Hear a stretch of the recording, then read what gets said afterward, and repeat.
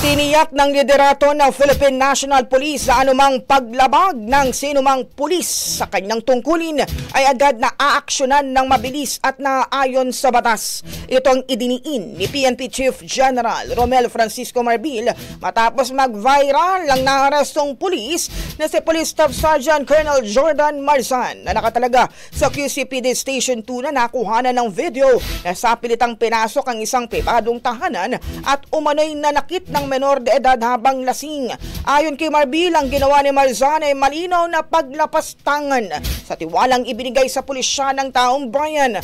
Anya hindi niya ito palalagpasin dahil walang puwang sa hanay ng pambansang pulisya ang mga abusado. Inaksyonan na rin ayon kay Marbil ng Internal Affairs Service ng PNP ang kasong administratibo ni Marzan. Samantala, ang pagkaka-relieve naman kay QCPD Director Brigadier General Melesio Buslig Jr.